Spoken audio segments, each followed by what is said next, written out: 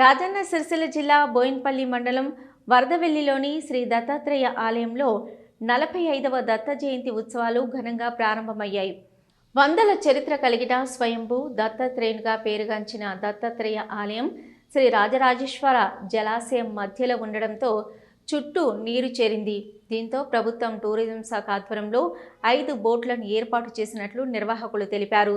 మొదటి రోజు భక్తులు బోట్లో ప్రయాణిస్తూ సెల్ఫీలు తీసుకుంటూ ఆహ్లాదకరమైన వాతావరణంలో ఆలయానికి చేరుకొని ప్రత్యేక పూజలు చేసి మొక్కులు చెల్లించుకున్నారు.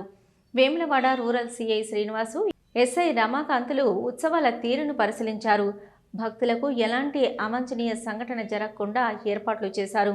ఈ సందర్భంగా ఆలయ అర్చకులు రత్నాకర్ శర్మ మాట్లాడుతూ 3 రోజుల పాటు జయంతి ఉత్సవాలు నిర్వహిస్తున్నట్లు తెలిపారు.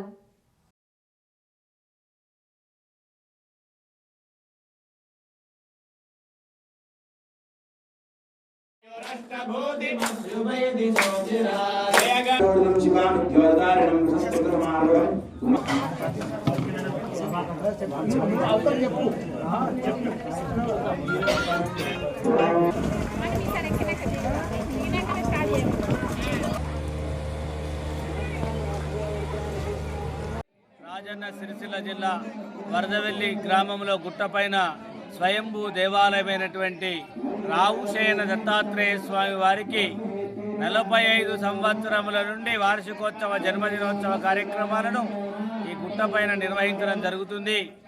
మరి ఈసారి కూడా 45వ వార్షికోత్సవం జన్మదిన వార్షికోత్సవం సందర్భంగా 3 రోజుల కార్యక్రమాలు నిర్వహిస్తూ ఉన్నారు. అంటే ఈరోజు 3/12/2025 బుధవారం రోజున కలశ స్థాపన, అఖండ దీపారాధన, స్వస్తి పుణ్యావాచనము మరియు శృంగేరి వేద పండితుల చేత మహన్యాసపూర్వక రుద్రాభిషేక కార్యక్రమాలను నిర్వహించడం జరుగుతుంది.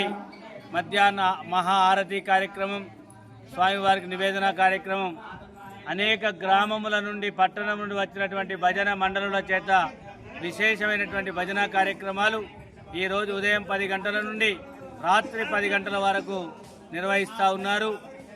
అదేవిధంగా రేపు స్వామివారు జన్మించినటువంటి రోజు గురువారం 4వ తేదీ డిసెంబర్ 4 నాడు స్వామివారు పౌర్ణమి రోజున